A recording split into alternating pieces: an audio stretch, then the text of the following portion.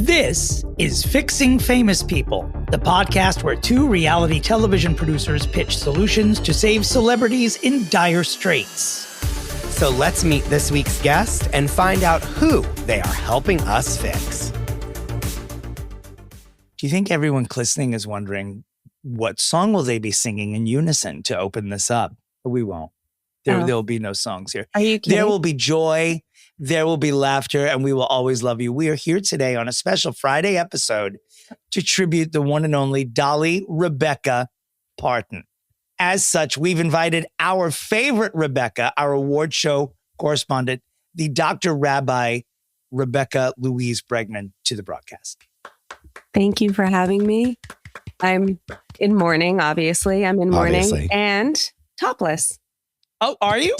Tits out for Dolly. Tits out for Dolly. Yeah, you just can't see it. I'm wearing something up here, but the tits are out right here. Yeah, there is a tank top, but there's the breasts are exposed. Exposed, yeah. It's a Mean Girls type. Yeah. You know, Mean Girls when she gets the nipples out of all the shirts. Yes. Yeah.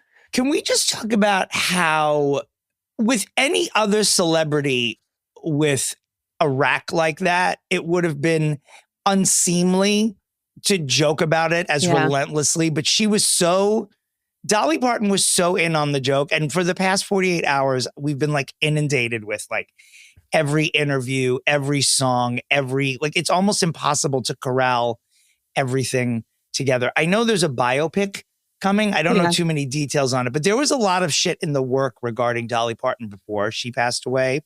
There's a movie coming. There's, of course, the Dolly Parton Broadway musical, which is next year, which is so heartbreaking that she won't be able to attend it. But I know, but it almost is fitting in the sense of like, you know, it'll be something that exists for people to then go and enjoy the music in a different way. Mm-hmm.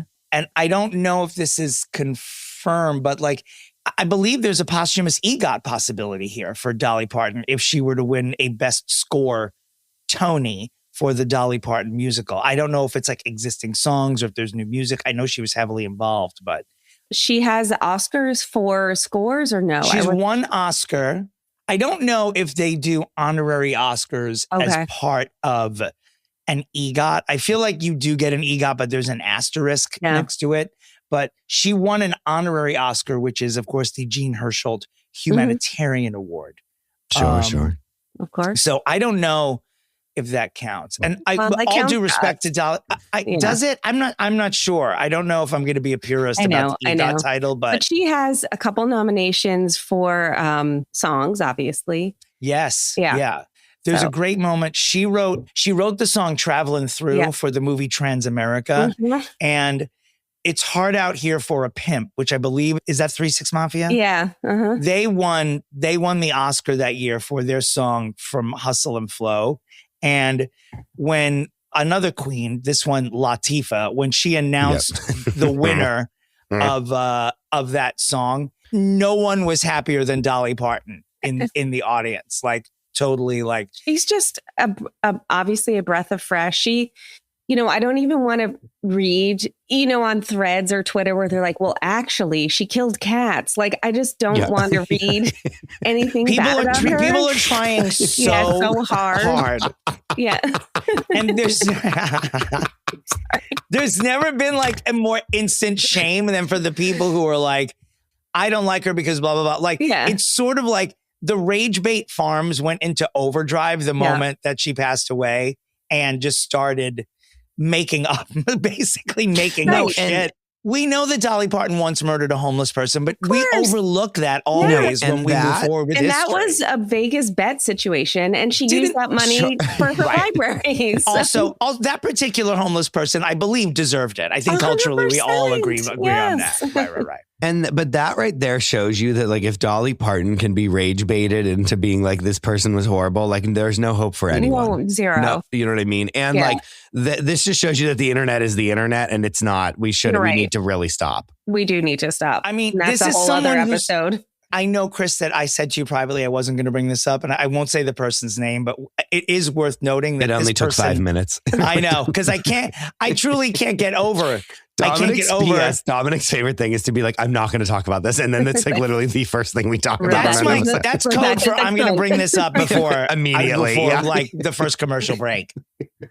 I just like the world's greatest rage baiter decided I'm not going to be rage baiting here. And I'm just going to lower the flags at half mast for a week. Oh, that MF? That one. Yeah. And just like, wow, like this person's so beloved. Even this asshole's not going to touch a fire this hot. I saw that.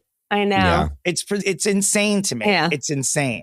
It's not going to work, asshole, but it's still great. And that's a sign. You know what I mean? Whenever, when, you know, DT himself is like, we gotta hats off.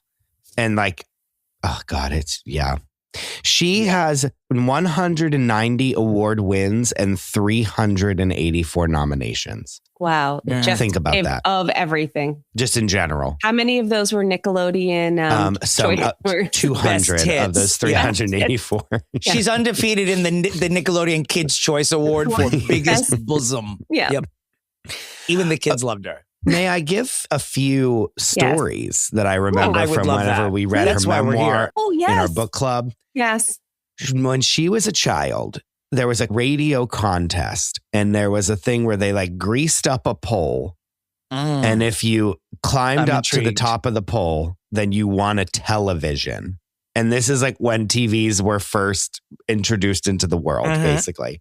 And all these people went to go do it and they tried. And Dolly, as a child, went there and she saw the people try to climb up the pole and they were all falling down from the grease.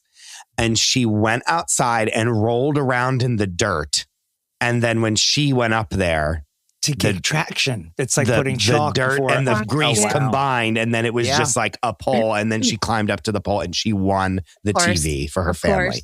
And it was she was the first person in her little town that had a TV. And so eventually her father gave it away because there was so many people that would come to their house to like be like, wow, look, a TV. Like it was, she became like a like roadside attraction for the entire neighborhood because the dad eventually gave the TV away because he was like, I can't have these people coming in my house anymore. Like this is too much. Especially since they lived in a 2-room house and there were 12 children in that family. 12. Imagine the mom was under 35, I think. Two of they were twins. So, but still like, or like one set of twins, but other than but that, even still, more than one. I mean, even one seems like torture to me, if I'm being honest. But it's 12. Good Lord, her uterus would be on strike after that. Like, I know. Please stop fucking. And like, I look at 12 kids in a 2-bedroom house was like not strange then. Do you know what I mean? You were like, well, that's life. It was just like, whereas like today we'd be like, what's happening? Right. Take them away. What I find remarkable, she had this giant family, like truly a dozen siblings. I can't even imagine the dozens of nieces, nephews, grandnieces, nephews, blah, blah, blah. And no one ever sold this person out. Like there was no person who was like, I'm going to sneak a picture of her without the wig. I'm going to tell this story. It just never happened. Like you've never seen a celebrity that the inner circle is so loyal. There are no bad stories. No one ever tried to fuck her over. I think because part of it was that she took care of all of these people, truly, like just sort of financed her whole family. Everyone who comes forward now giving tributes that was in her inner circle is related to her. The nephew who made the announcement on Instagram that she had passed away was her head of security for 20 years. And before him, his father, Dolly's brother, was the head of security. Famously, she has this best friend, Judy Ogle, who she'd been friends with since 3rd grade. She's the one who, for years, Dolly was like dogged by rumors about whether or not she was gay because she was always with Judy. But they were best friends since 3rd grade and remained very close to her till the end and was her assistant for decades and decades. Just like a very tight inner circle.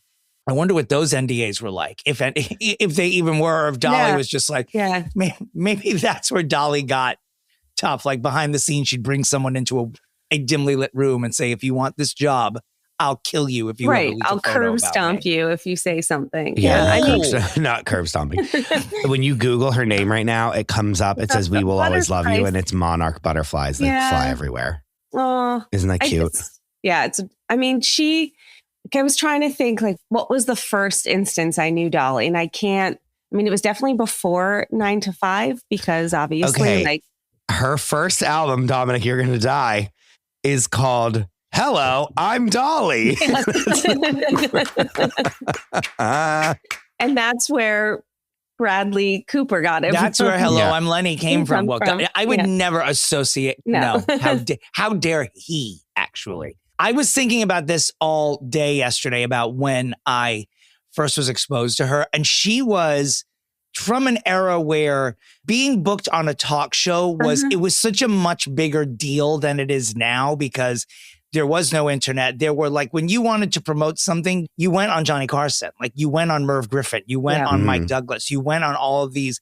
And as a kid, that's how I knew who she was. And she was one of those people. And there were a big group of them back then who would go on talk shows and they were just great talk show guests. And that's how you got to know who they were. I mean, she was one of probably 50 women who you thought Johnny Carson was having sex with because their energy when they were being interviewed was so flirty. And Dolly with her, her buzz was obviously like, that was like subject number one every time she'd be on Johnny Carson. They would joke about it. But she was a great guest on every show that she ever went on. She was so good at doing that flirty, but not overtly sexual. Like she just knew she was in showbiz. She knew how to do it. Yeah. She knew how to talk to everybody. I saw a clip of her. I mean, obviously, like you were saying, every clip that's ever existed. She was did anyone see this online that she was on vacation in Ireland and she was at a pub and the pub band was like, I think it was Coat of Many Colors. Like we know how to play one of your songs. Will you sing it with us? And she was like, oh, what's your name? Like talking to the band before she starts singing. And she's like, she didn't know how to say I think it was Seamus. She didn't know how to say the name Seamus. She's like, oh, whatever your name is or something like that. And they just get up and she just full makeup, like obviously walked into this pub, like fully done and just started singing with this pub band. But she's so good at working the crowd. And I'm sure it has to do also with like, she started so young. I think it was 6. I don't know if you remember this from the book, Chris, but I think it was like, she started singing on the radio when she was 6. I'm sure having like all that family helped her, like this persona and just the Opry lifestyle, that sort of aw shucksy lifestyle, but she really was aw shucksy. And she was like the consummate professional all the time. On these talk shows, I watched a bunch of clips with her and Carson, and he's such a lech, but whatever, who cares? But really, I feel like his legend isn't surviving because it was so. It's not. I don't want to say it's not his fault, but that was just how women were. Yeah, it's a true. It's a time capsule. But she held her own. Like that was the thing. Like she always held her own. Yesterday I watched this famous interview between Dolly and Barbara Walters. Yes, and by the way, Barbara Walters is also, for many people, not surviving that era. She was pretty she was a bit much. It seemed like Barbara Walters was doing everything in her power to crack Dolly Parton, and she was just uncrackable. Like Barbara truly did everything in this interview except look at her and be like, why do you dress like a fucking whore? Like that's all she wanted to say to Dolly Parton. And Dolly was like, Barbara literally said to Dolly, she goes, do you ever feel like you're a joke? And she was like, oh, I know what people say all the time, but here's the thing. The joke is on them. Like I'm in on it. I'm living my life. This is a construction. You know what I mean? Like and you believe that because we never got to see the private version of her because she didn't want you to. And so we just didn't. Like this 60-year marriage with Carl Dean, we know well, all we know about it is what the few things that she's told us, and very casually would drop things, pretty progressive ideas. Even in that interview with Barbara Walters, she said, I'm only home 6 weeks a year. This is a perfect marriage. We give each other everything that the other person needs. I do not sit around wondering, is Carl Dean with another woman? And to be honest, if he was, he can keep it to himself. As long as he doesn't hurt my feelings and we still have our bond, who cares? And also, she's like, that's Barbara, none of my business. No, and she said, what I love the most is that she said to Barbara Walters, and also the same thing goes for me. Like, he's not going to worry about whether I'm doing that as well. And that's it. Pretty progressive ideas for like the late 70s, which is when that interview came through. And it's also made it none of our business if they, you know. Yeah, we like back then they like listened to that and we're like, okay, let's make it none of our versus like people breaking into her house, which would happen today and be like, are you banging someone else in your bed? You know what I mean? Yeah. Right. Dolly Parton never called the paparazzi, Dina Lohan, to come to Spago and see if she was eating a tuna melt. Like, none of that ever happened. I don't even think of her walking out of sushi, whatever that place is. That Sushi Samba. No, like where the Kardashians always eat, and you see them walk that. I don't know. Your listeners will know this, but it's like, yeah, she never did a pap walk that I can think of. First of all, let's talk about her being such a great songwriter. We know, what was it? Jolene and I Will Always Love You, written in the same day in like 10 minutes or whatever it is. Like everyone could look those stories up. She's such a prolific songwriter, and yeah. That's talent. Sorry. Yeah. Do you know what I mean? Yeah. Like that's like you wrote it in 10 minutes. This is the song. It's not overdone. Yeah. And again, two of the biggest songs of all time. I Will Always Love You, I will say, is a contention of like the top 5 biggest songs to ever exist, period. Yes. And that was written for Porter Wagner, who I don't have the full story. I'm sorry. I'm so not prepared. But like she worked with Porter Wagner and he wanted to take a percentage of her when she was singing with him and she was on the Porter Wagner show. And then she wanted to go out on her own. And he was like, you have to give me a percentage of your solo stuff. And then it was like back and forth. And I think he was suing her for like $5 million. And then they settled for $1 million. But because they were a duo for a long time. Porter and Dolly had a television show together. Yeah. It was they were a big deal. And this was like Cher leaving Sonny, essentially, except they weren't a couple.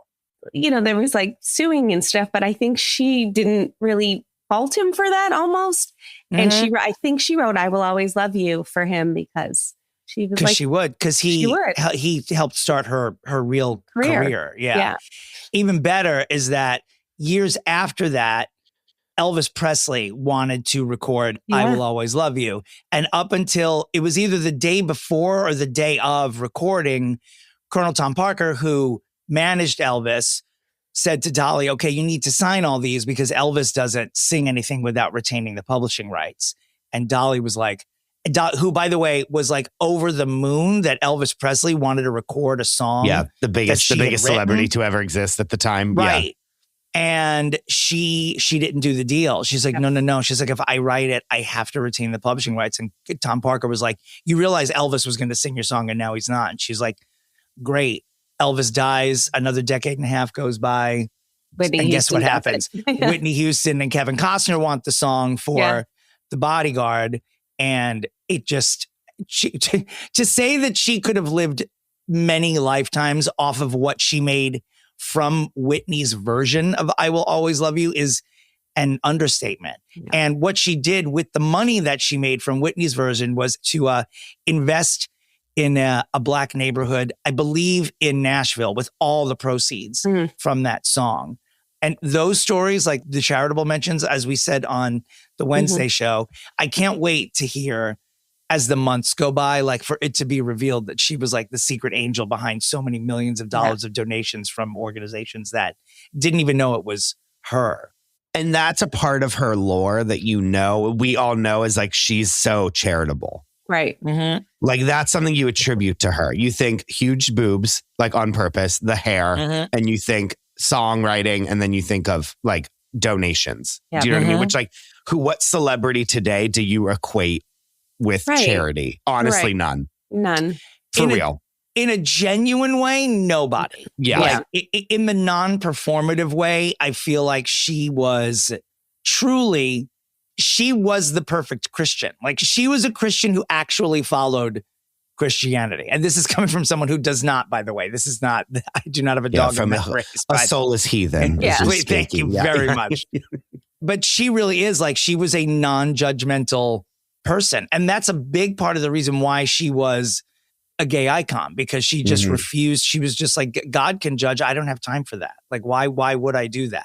And so few celebrities have been able to not reinvent, because she never like reinvented herself. I don't feel feel that way. You guys might be able to say differently, but she didn't need to be like look, I'm like a young slut now. You know what I mean? Like she like never did that, which like every 50-year-old pop star is like, aren't I still a whore? Right. Like, you know what I mean? Wink, you know what I mean? And like, she just like stood on her business and was like, I have already created this iconic silhouette of myself and I'm just going to deliver that regardless of what.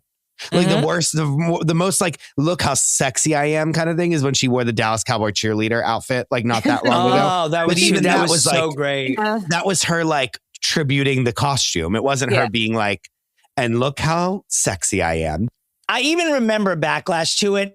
I'm seeing it fail. Like I remember people like, you're too old or blah, blah, blah. And it's like, she's not going to 7-Eleven dressed like that. She's on stage at a fucking football game. Yeah, she's literally on the 50-yard line. She's also Dolly Parton. Yeah, it's like, and I remember it fizzling. Speaking of failed backlash, let's just mention it just because I want to take a dump on him publicly. But Ricky Schroeder, someone dragged this asshole out of mothballs. And when I tell you mothballs, how dare you even speak, sir? Comes out, tributes Dolly Parton. He's like, I didn't appreciate her stances on transgender people and the COVID vaccine, but wow, what a legend. And it's like, I hope that Ricky Schroeder's, I'm going to say legacy in quotes, but I hope that tweet or that tribute is the thing that he is remembered for forever. Yeah.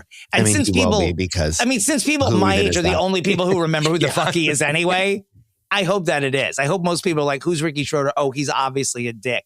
But it failed. I mean, it failed miserably. No one's...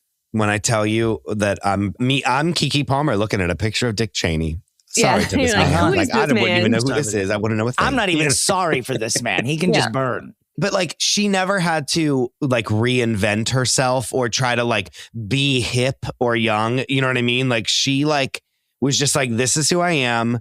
I'm just being me. And that to look around and see so many people chasing trends, she never did that.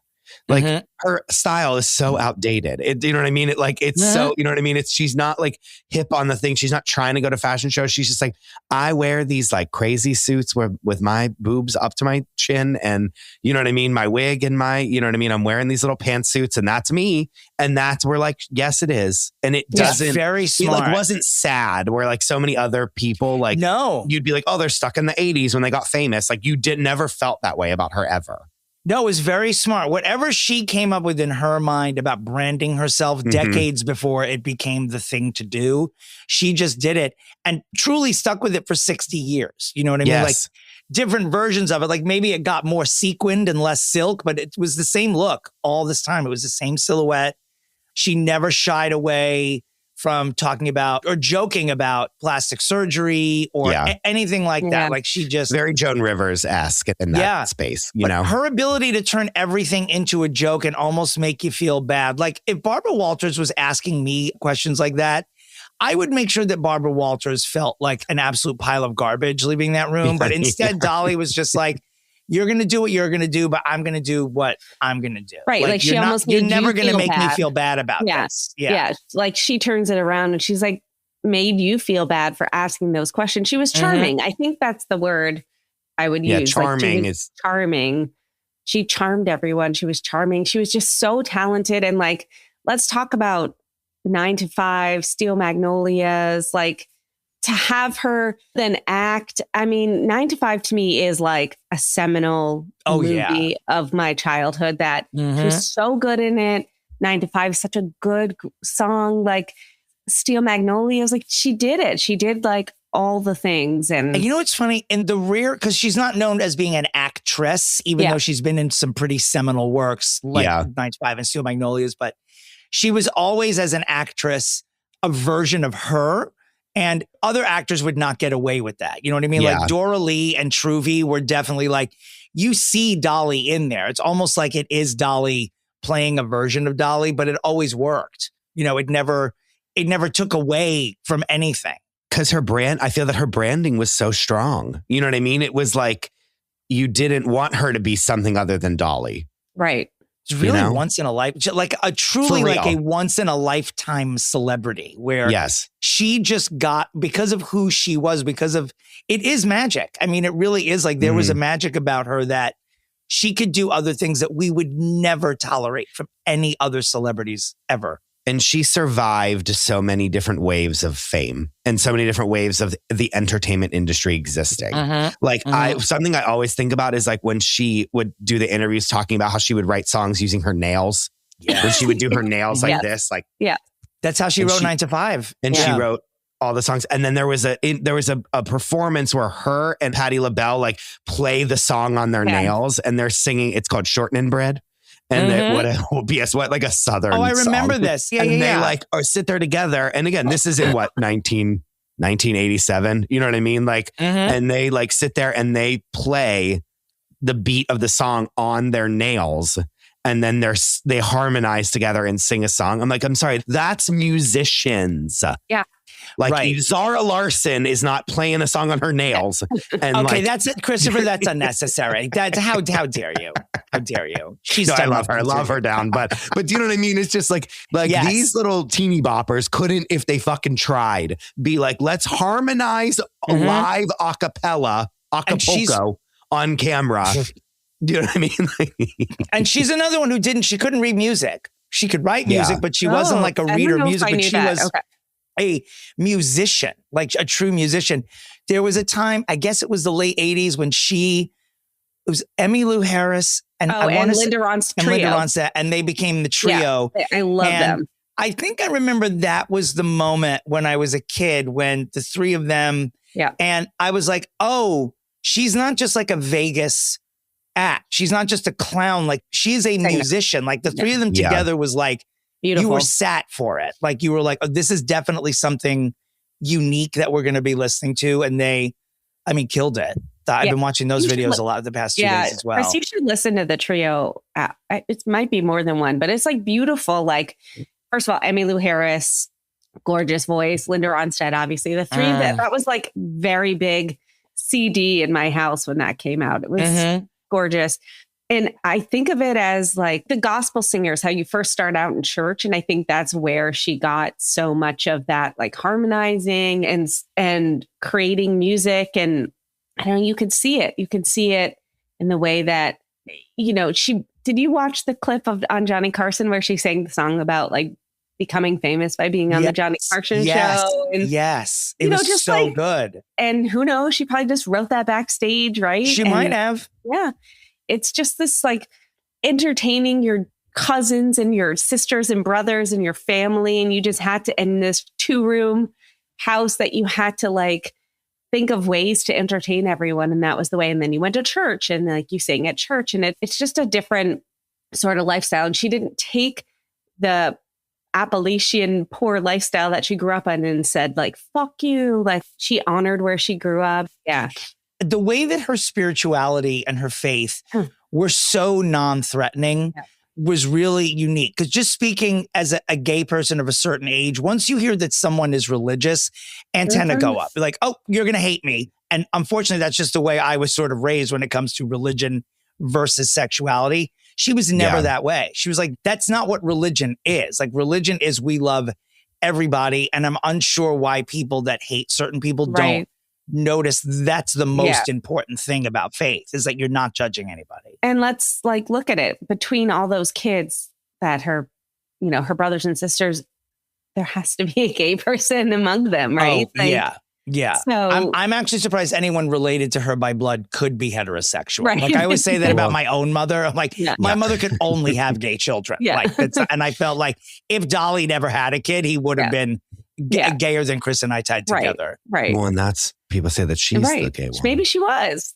Yeah. Maybe. She's been asked so many times too. And she's just like, she's given varying responses to it, but she's just like, I promise you, if I was, the entire world would know about it. She's like, I'm just not. But who knows? Who knows? Judy, the best friend, that's the one that she was always accused of being in a relationship. And the great thing is that even though she knew people thought that, she never, I was watching old clips of her on Conan last night, like the last few years of his old show. She never shied away from referring to Judy as her girlfriend. She was always like, my girlfriend Judy and I went here and blah, blah, blah. And she knew that people thought when she was saying girlfriend that she meant a girlfriend, but she didn't. She meant it as like, my girlfriends and I were going out. She never tried to quell it. Good. I never got that from her though. I don't know. Yeah, I like, didn't really heard either. over the years. There was no gaydar. I gotta be honest. I never really thought about it. Also, like never thought about her husband. And just recently, maybe after he passed, I was like, we never saw him. We never saw him. We never, it wasn't like, I'm a Swiftie, but it's like, okay, I get it, Travis Kelce. Like, yeah, sure. Yeah, or whoever, Who's that? I'm not. Who is that? He was in, do you know the show Frasier? Yeah. Yeah. Taylor Swift, Mary Kelsey Grammer. Right, she is actually going to be on a spinoff of Real Housewives of Beverly Hills with Taylor and Camille battling it out. Chris is going to work on it.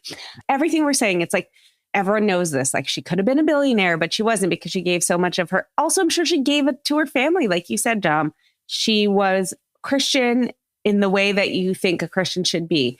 She was private in a way that wasn't like creepy and weird, where we find out like, I mean, a whole other podcast, but like I watched that Michael movie and I'm like, no, thank you. Yeah. You're not. Like, you weren't like I shaking. don't think she has Bubbles. The pimp in her. Rebecca, how did you shudder when that monkey hit the scene? I shuddered.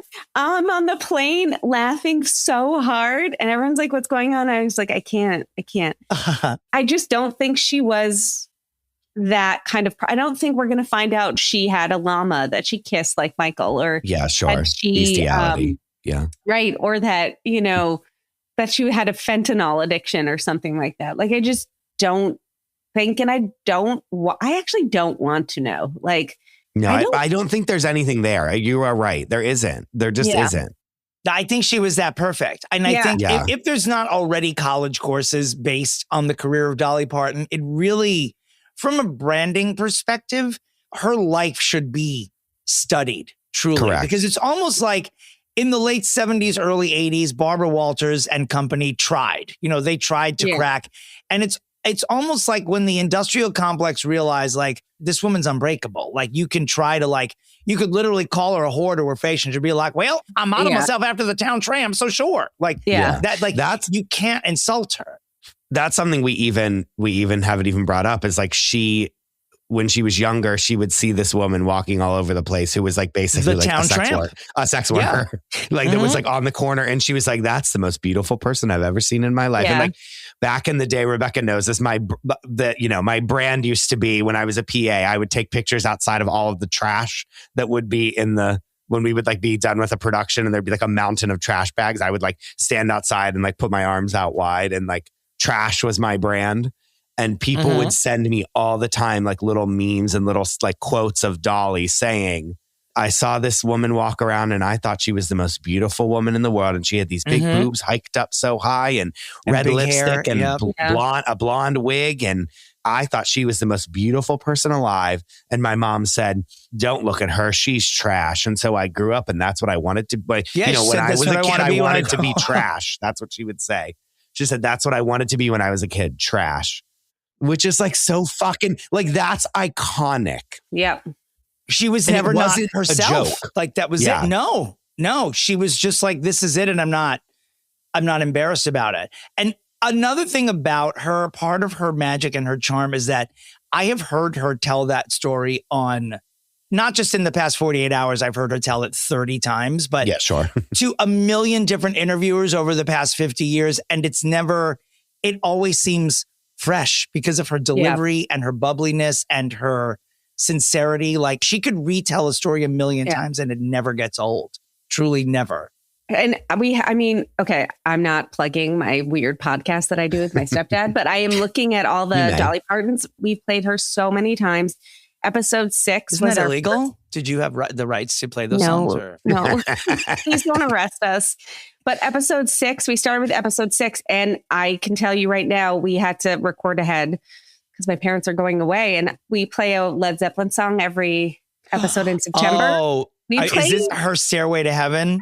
And before she passed, because like we had to record ahead. We do I call it September, and we played her version of Stairway to Heaven. It's so good. It's so good. Yeah. And she had a rock album. And Google that, listeners. Dolly Parton's Stairway to Heaven. Her cover is so good. But I'm looking, we played so many trio songs. Her cover of Peace Train, which many people think is a Dolly Parton song, but it's not. It's a cover. It's Cat Stevens. It was a banger on the dance floors in 20 years ago. They remixed it. And there were more than one summer when that was like in the top 10.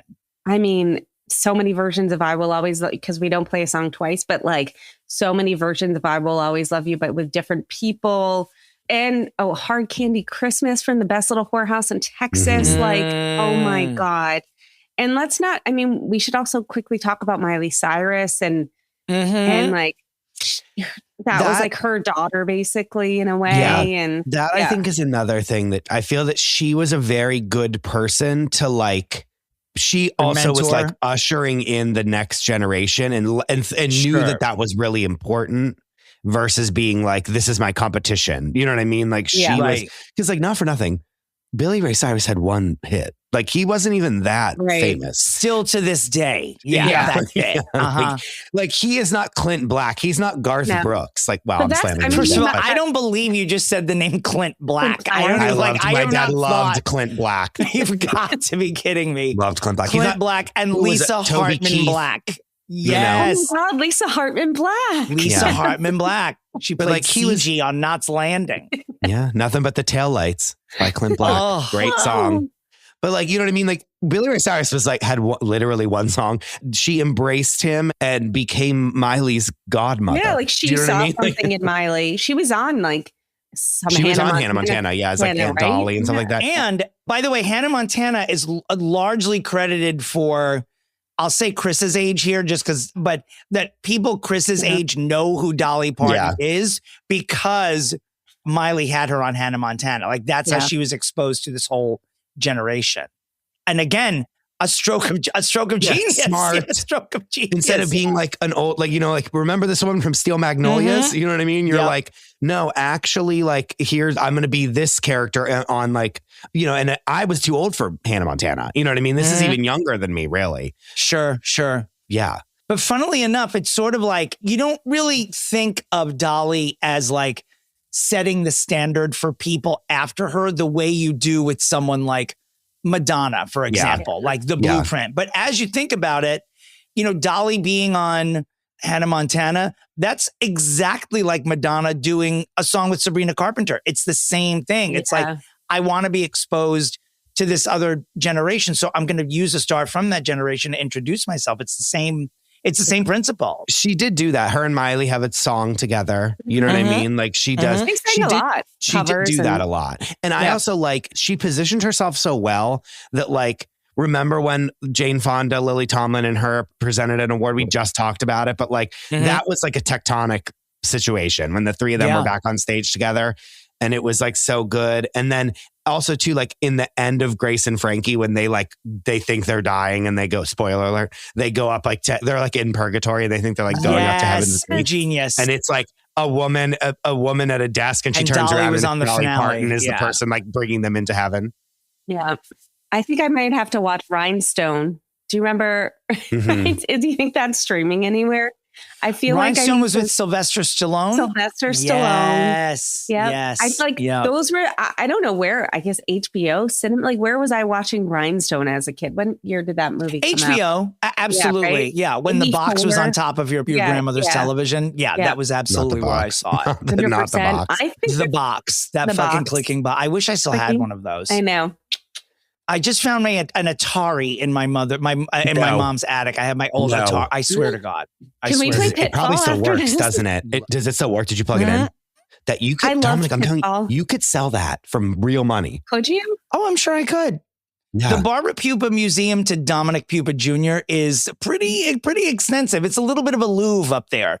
This is going to take years to go through. By the way, someone messaged, but we're 40 minutes in and we still haven't reminded people. We have a live show coming up on September 15th at the Green Room 42. Tickets available at thegreenroom42.com or on Christopher I's Instagram pages.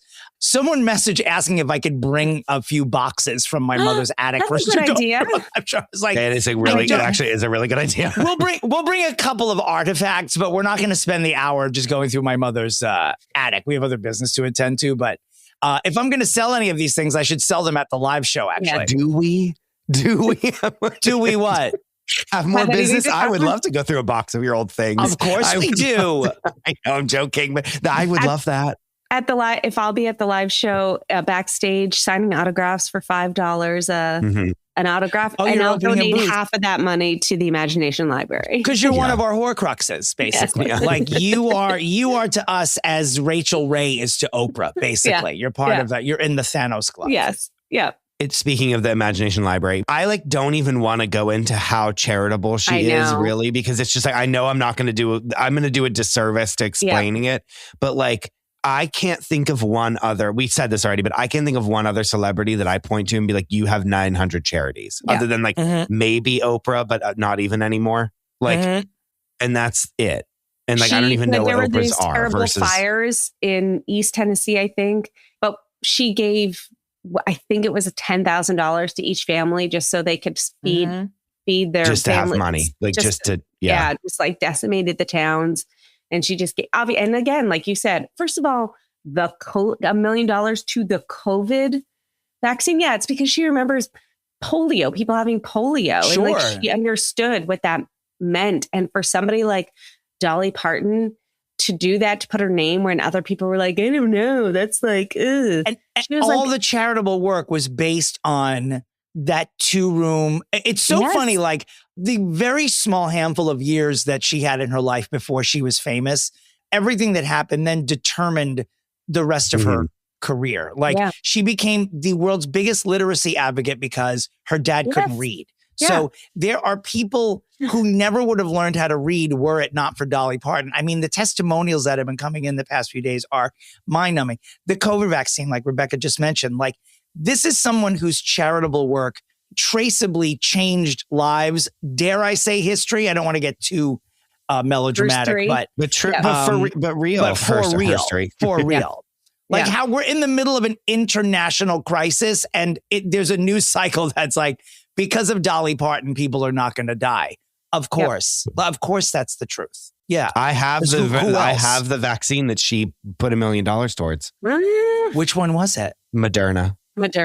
Oh, I do too. I have a bit of Dolly in me. I love it. And it's not just my tits. I love it. And P.S. then she got it. Didn't she get it on live TV? Like she got her vaccine on live TV to show like, I'm doing this. That was, and like, we want to forget all of that, but like that was big at the time, It was, we were really scared. Oh yeah. Ricky Schroeder hasn't forgotten about it even since he's been suing about it. He's been waiting to send that tweet. Fucking dick.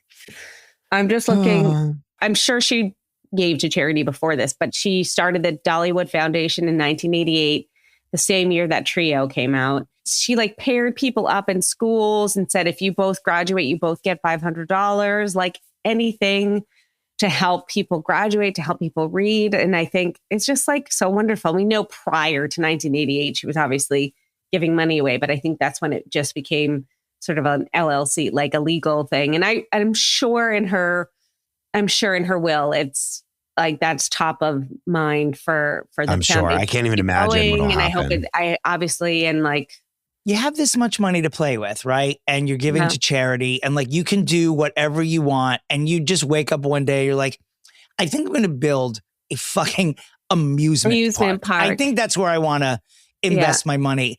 Like an undertaking so giant that there are the smallest handful of people who could get away with it. And she names it after herself. And now, if you hadn't been, I've never been to Dollywood before, and I feel like I now have to wait 10 years. Like it's going to be too packed. Yeah. Yeah. I mean, the ticket sales are probably off the fucking charts now, aren't they? It's also because it was in, around where she grew up, right? So it like gave everyone jobs in that area. It gave the construction company, you know what I mean? It was like, didn't she do it to like have like the town that she lived in generate, money and economy there? Yeah. Mm-hmm. Okay. Think if like another celebrity, even like Kim Kardashian, like think if Kim Kardashian made an amusement park, we'd be like, what the fuck? Vomit. Even Taylor Swift. I could see Taylor Swift doing it But even so, we'd be like, what? You know what I mean? Yeah. Like, there's not one I other celebrity. That just put me in a bad mood for 5 seconds. Sorry. You even suggesting it that she do it because I don't want her to hear this and then do it. Yeah, I mean, what would the rides be there? Like the Ray J roller coaster? Like let's go to the real origins, please. I would go on the Ray J. We all three would go on the Ray J roller coaster. It's the first front row. I've seen the video. I'd probably ride that roller coaster as well. Yeah. Before he dies in 6 months again. Yeah, but think about, do you know what I mean? Like there's not a celebrity on this earth walking this planet that if they said, I'm opening an amusement park, we would be like, that's a great idea. There's not one person. There's got to be a brand that's sustainable to do it. And I think like, not to take that Kim K doing a amusement park, but there's no joy associated with the Kardashian brand. You know what I mean? Sure. It's like, I know you were joking, but like, I'm really racking my brain to think like, I don't even know if Beyonce could do it. And there's no negativity she associated couldn't. We'd be her. like, what? We'd be like, maybe, truly, maybe Taylor Swift could get away with something like that because there is a lot of joy. I know a lot of people don't like her, but there's joy associated with her brand. But the Dolly level of joy, it's like, it was such a perfect fit. It was such a brilliant idea. And I think she embraced tacky. And see, like nowadays, we would go like, that's a money grab. That's a money grab. That's a money grab. But I don't ever think about that with Dolly Parton. Like, no, I truly believe she was like, oh, it'll be fun. Let's open a amusement park in Tennessee and that would give people jobs. And it would be fun for people to have something so close because they can't afford to go to Florida or California to Disneyland or wherever the great adventures in that area were or whatever. She was just like, I want to bring fun to where I grew up. And I just never thought like, this is a money grab. Like, oh, she's still performing. That's a money grab. Like she didn't need it, the way, she just didn't. You guys have been talking lately about like the Barry Manilow's and everyone performing again. You're like, oh, like icky. I just never had the icky feeling. She loved to perform. She was a consummate performer. She was a lovely human. She was like such a once in a generation songwriter and singer. And everything she did, I just didn't think ill about her doing anything the way we're so fucking, the way we think about everyone else, basically. This is why they're fixing famous people because people are pieces of shit. And she just wasn't. And Dolly's on the Untouchables list, right? I mean, she must the Invincibles list. Oh, Invincible. That's a touch. I forgot. That's Platt. We have too many lists. I forgot about that. Never too many lists. But no, she is on the Invincibles list. Yes. For good reason. For good reason. But really, I don't feel, not to be depressing, but it's like an era dies with her. Like there's no one. It's like Dolly Parton's dead and we're left here with astronaut Katy Perry. I don't know what to tell you, Earth, but it's all downhill from here. Yeah. Good Lord.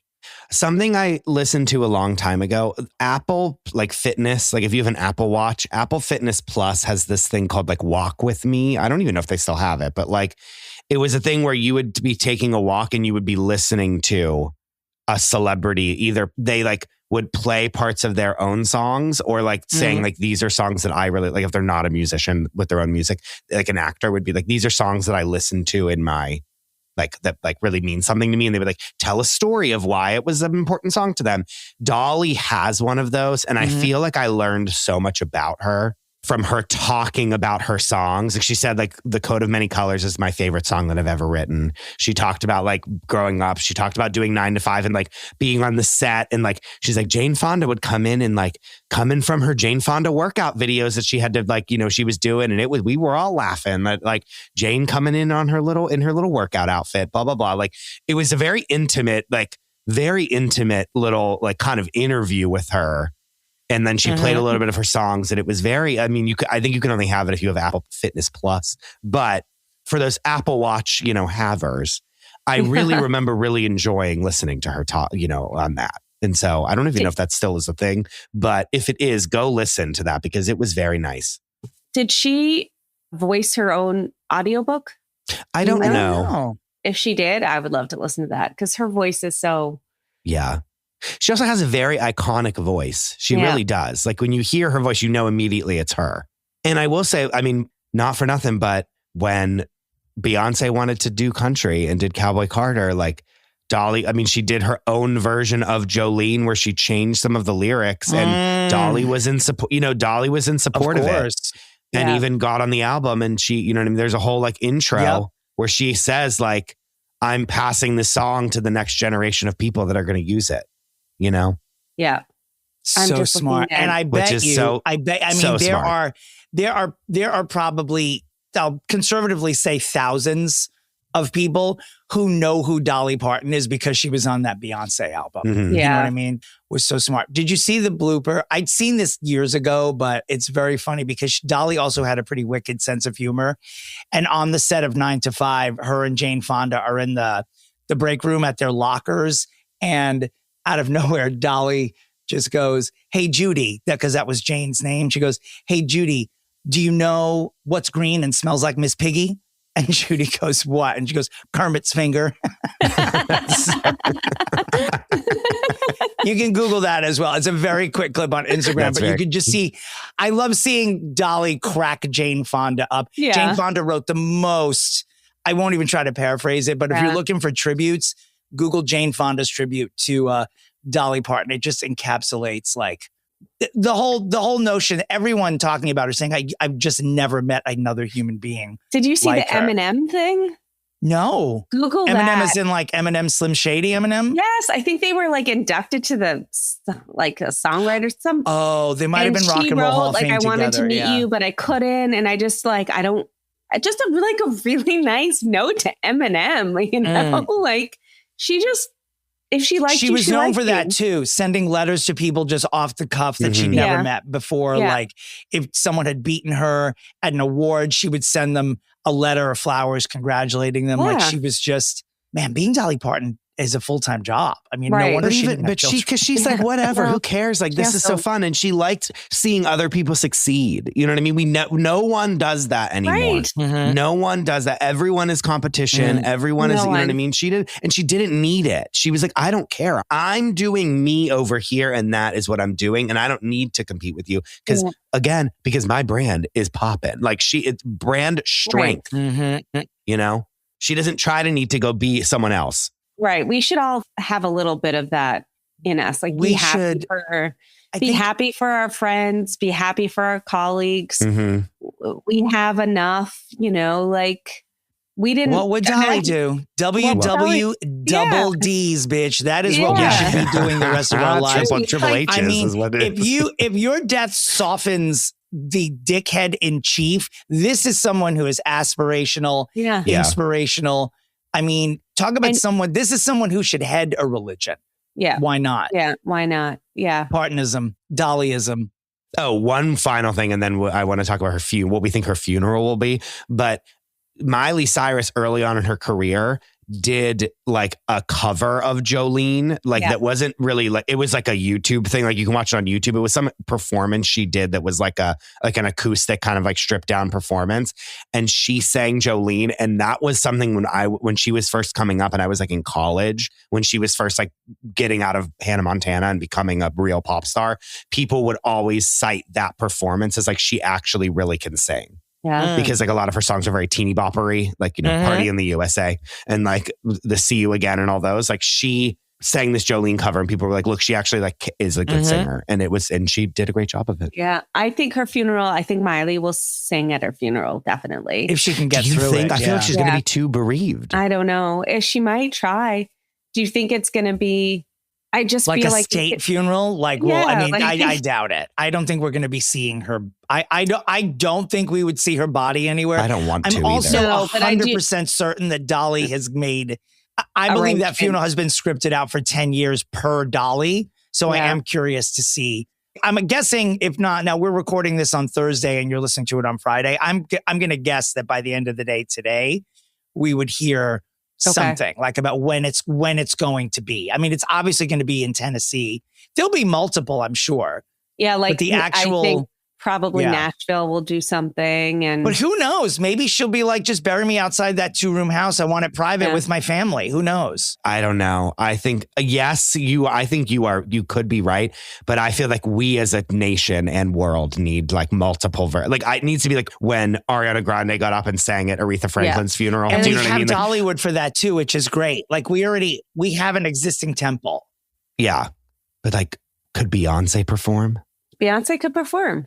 Like, I feel like it's big. I feel like this is like Beyonce, Taylor Swift, and like fucking. Taylor's a logical choice too. A Taylor Miley duet. Oh wow, that would set the world on fire. Can you imagine? Can you imagine?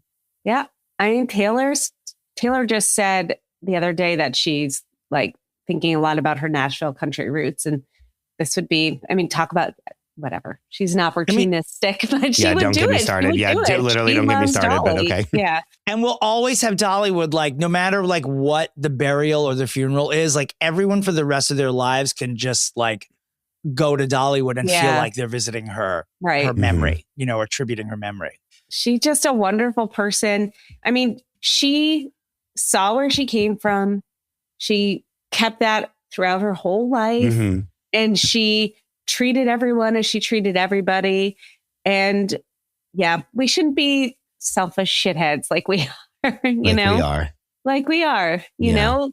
She just taught us all a lesson, and we should remember the Dolly Parton lessons.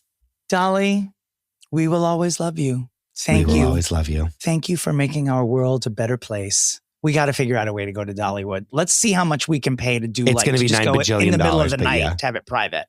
Yeah, that's fine. This podcast makes enough money for that now at this point. Right? Sure. We'll do a GoFundMe. The Fixing Famous to get People us to go to Dollywood. Sure. Yeah, that's it. Yeah. Talk about not being selfish. I know times are tough, but we would like to broadcast from Dollywood, so please give us part of your paycheck. Speaking of charity, like people being grifters, money grabs. This is charity. I promise I will learn how to read with whatever money you send to this podcast. In the spirit of Dolly, I will be literate. Rebecca, thank you for joining us this morning, our awards correspondent. We will see you in just a few weeks to talk about the Emmy Awards, which are coming up on September 14th. And we'll have a special I guesting as well. I can't wait. I have a lot of thoughts. Thank you. Mm-hmm. All right. We love you. We love you guys. We will always love you, in fact. Bye. Bye. Where's Nancy?